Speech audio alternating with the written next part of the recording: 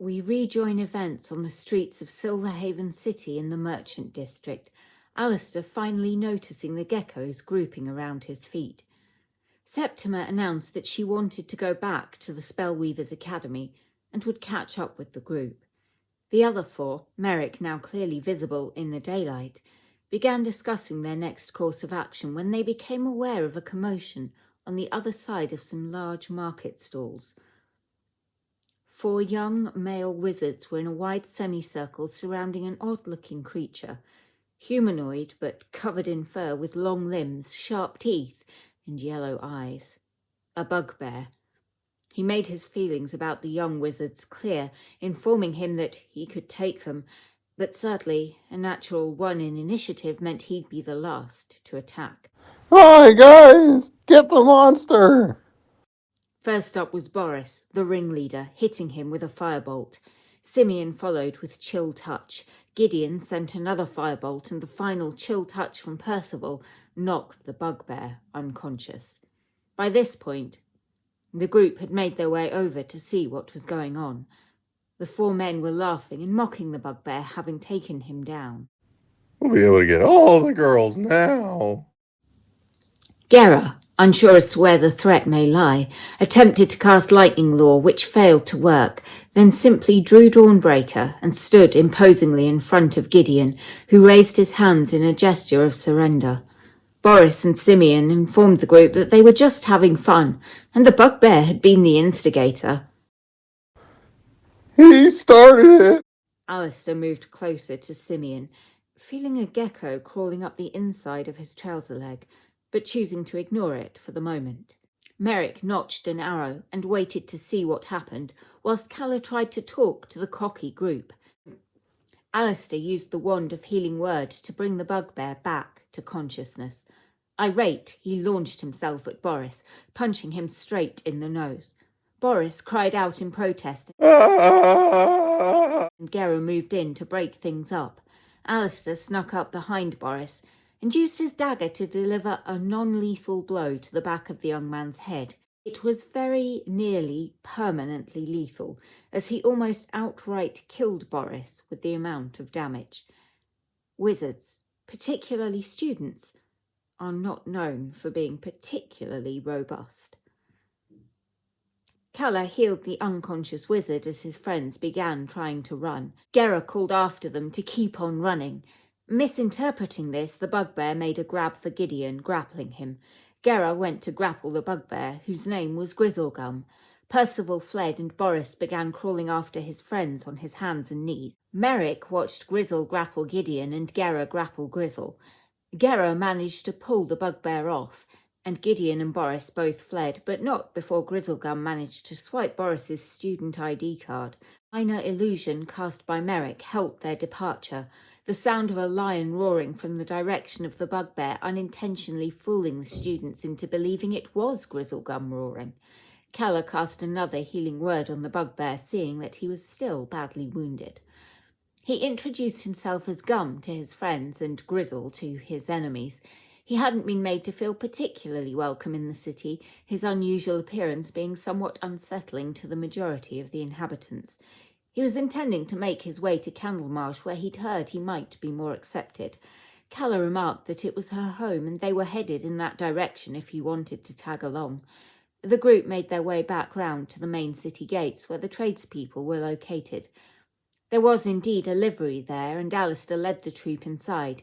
He greeted all the fine people, the sole woman working there turning to look at him with disdain as she asked whether he was experiencing psychosis. Alistair did not rise to her rudeness, but inquired about renting or borrowing some horses. He was sharply told that horses could be purchased, but not rented, and most certainly not borrowed. There was no guarantee that they would be returned, with the cost of a horse beginning at 75 gold each, with tack on top of that. The group left. Well, 3 of the group did. As they entered the main thoroughfare, a wagon was pulling up to the Golden Goblet. As they began to approach, they were distracted by some animalistic noises behind them. They turned to see Gum riding out on a donkey that looked as if it might be on the verge of death. He was sitting on it the wrong way round, his long arms almost trailing on the ground as it slowly limped towards the inn. It wore the student ID with Boris, like a collar. The group and 2 half-elf bouncers simply stared in a mixture of disbelief and amusement as Gum rode the donkey right up to the door of the tavern. He dropped a gold piece at the feet of each of the bouncers as Gera stepped in. He persuaded the donkey to stop moving and it stood stubbornly still. Undeterred, Grizzlegum made his way inside, quickly followed by Alistair, Gera and Calla. Merrick remained outside, deciding to have a word with the wagon driver. Gwen greeted the travellers, looking harassed and exhausted. "How can I help?" Alistair asked whether there had been any messages for them, possibly from the Silver Spire. He was told, No messages, and I would know. I've been up all night. I don't get to sleep. I don't get to have time off. Tarquin doesn't approve. Perhaps one will arrive later. You can always call back. I'll still be here, working." Sensing how frazzled she was, Alistair suggested he could man the desk for an hour while she slept. His high persuasion roll saw her readily agree to this, and she took him into a back room where she handed over her uniform. It didn't fit him, but he did his best to cram himself into it as she fell asleep almost instantly. Once back behind the desk, Alistair removed the uniform, handing it to Gum, who eagerly put it on. He then began going through the drawers and cupboards, looking for anything of interest or value. Or he would have done had he not rolled a dismal investigation check. The furniture was so ornate that the bugbear could not distinguish functional handles from excessive decor. It was as this failed search was going on that an elven man, finely dressed and with an air of superiority, entered from the bar. He glanced at Gwendolen casually as he passed, suddenly stopping and looking again. "Are you all right?" Gum answered in the affirmative, making no attempt to disguise his voice. "Are you sure? You don't look your usual polished self." Before Gum could respond, Gera interjected, realizing that this was the Tarquin Gwen had mentioned earlier, the owner of the establishment. He suggested that he might want to treat his employees better. Tarquin asked Gera's name, and Gera said that he was simply a concerned citizen. Tarquin told him, "Well, if you're that concerned, you can always leave. Gwendolen, I suggest you take a shave," as he swept out of the building in a haze of expensive aftershave and entitlement. Merrick was not faring much better with the wagon driver. He inquired about the price of passage to Shimmerglade and was told 100 gold per person. He mentioned that as he was a gnome and therefore took up less space, perhaps he could have a discount. The driver looked at him askance and told him that it would be racism to charge based on the size of a particular species. Merrick tried another tack, mentioning that they would want to disembark at Candlemarsh. The driver informed him that the wagon did not go through Candlemarsh, and the trip would take 2 days, including an overnight. The steep price was to pay for provisions, and the wagon driver could only work for a set number of hours a day, or he would lose his license. Merrick suggested they could cook, to which he was told they'd have to anyway. As a last-ditch attempt, Merrick offered up Boris for cooking. The driver took one look at the donkey, elderly, skinny, and probably hours away from death, and declined the offer. Merrick, defeated, went to join his companions. It was at this point that the Golden Goblet reception area began to fill up. An elderly woman, hunched over and towing a tartan bag on wheels, came in first, followed by another, and another. The foyer was soon occupied by about 30 pensioners. The leader stood right up close to the desk, squinting at Gum in the receptionist's uniform, but seeming too short-sighted to notice anything amiss. "We are the Silverhaven Circle. Checking in, please." Gum tried to charge them 500 gold, exactly the amount needed for the wagon to Shimmerglade. "We've already paid. We have an arrangement." Seeing that Gum was beginning to lose patience, Alistair removed the uniform and slipped it on. The clientele were too infirm to even notice the switch. Alistair tried to explain that they had all been upgraded and this meant a surcharge had to be paid. Someone at the back began shouting that Sheila needs the toilet again. Alistair tried to deal with that whilst also negotiating with the group leader. The same person shouted for a mop and bucket. Alistair, realising the hour promised to Gwen was almost up, began handing out room keys. A good roll meant he did a pretty decent job. Whilst he was doing this, Gum was putting his hands in various pockets. He found a half-eaten pack of Werthers, an unused tenor lady pad, a handkerchief with the initial G on it, a pair of false teeth and a pouch of coins that were no longer legal tender. As the Silverhaven circle shuffled their way out of the foyer, Gwen emerged, looking somewhat refreshed. Alistair assured her that nothing had occurred whilst he was minding the desk. Gum turned to face her, smiling widely with the false teeth rammed into his mouth. The others ushered him outside, eager to get away before the havoc they had created could be discovered. They decided to leave on foot. Well, all except for Gum, who rode Boris proudly, still sitting backwards. He just about kept pace with the others, but drew a few odd glances from the guards as they passed. Alistair, still with his gecko procession, made for an unusual sight. However, since they were leaving the city rather than entering, the guards let them pass unhindered. The first day of the journey was uneventful. They walked until Gera, the only one without dark vision, was unable to see. They found an area not too far from the roadside where they made camp and bedded down for the night. Each of them took a 2-hour watch. Alistair used his to pray to the god of war, Korak. Calla used hers to search for vegetation from which to make pigments. Merrick used his to patrol. Gum used his to take out a pen stolen from the Golden Goblet and colour in Gera's tattoos while the older man slept. Gera had the final watch as the dawn was breaking.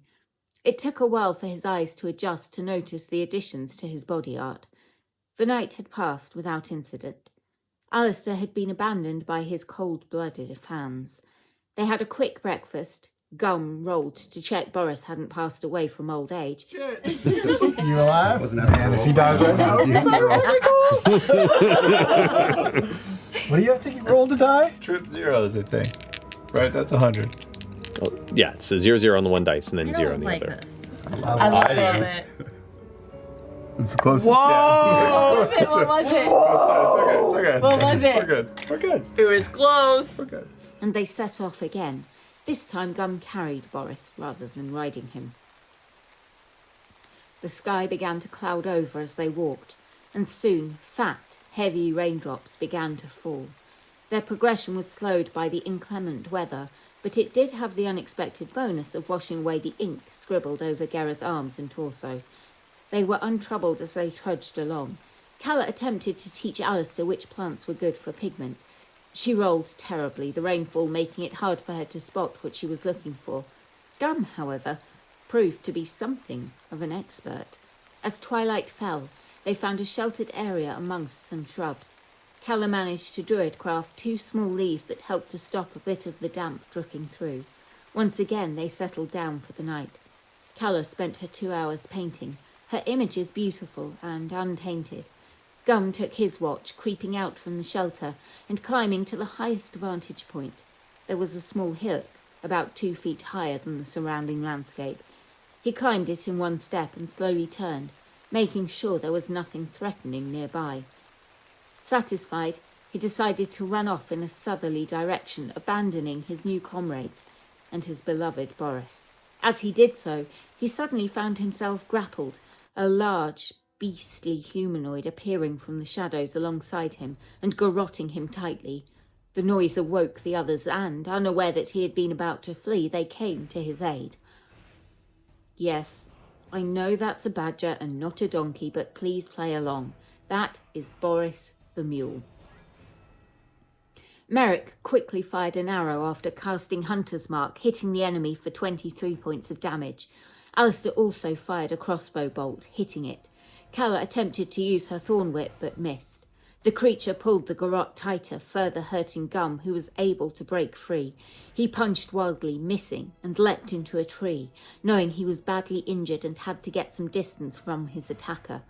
Another dark entity emerged from the shadows alongside Alistair, attempting to grapple him but missing as the half-elf deftly dodged. Gera moved in to attack, dealing a blow with Dawnbreaker. Merrick fired again at the marked creature but missed it. A third creature appeared by Gera, attempting but failing to grab him. Alistair, now flanking with Gera, took 2 blows at the one between them. Both his short sword and dagger hit. Gum, from the safety of his tree perch, summoned astral arms. 2 long, spectral limbs floated above his own, allowing him to reach further as he punched with them, hitting the creature that had done so much damage to him. The creature which had failed to grab Alistair instead swung at him with a vicious blade, slicing into him. Gera tried to retaliate but missed. He used his action surge to take another strike, this one hitting the target. Calla summoned a fiery sphere, slamming it into the one behind Gera. It managed to save, only taking half damage.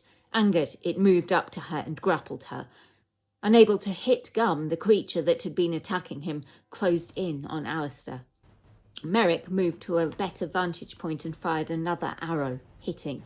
The creature teleported, appearing right in front of the gnome, the moonlight weakening his Gloomstalker invisibility.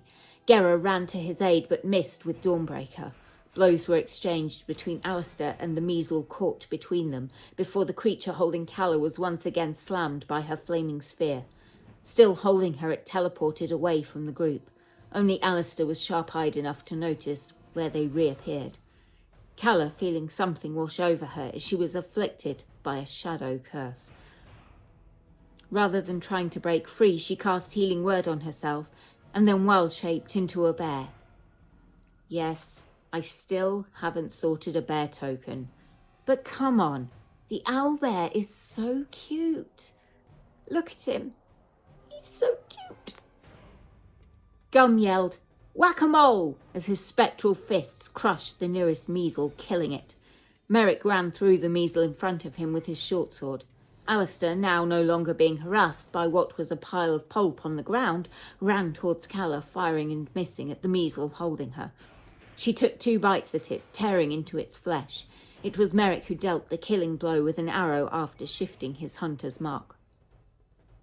It was only now, once the stillness had descended again, that the group noticed that Gum was no longer there, and neither was Boris. The handkerchief with the initial G on it was on the ground, along with the solitary Werther's original. The letters U and M had been scrawled after the embroidered G to spell Gum. And here is where we will leave the group for now.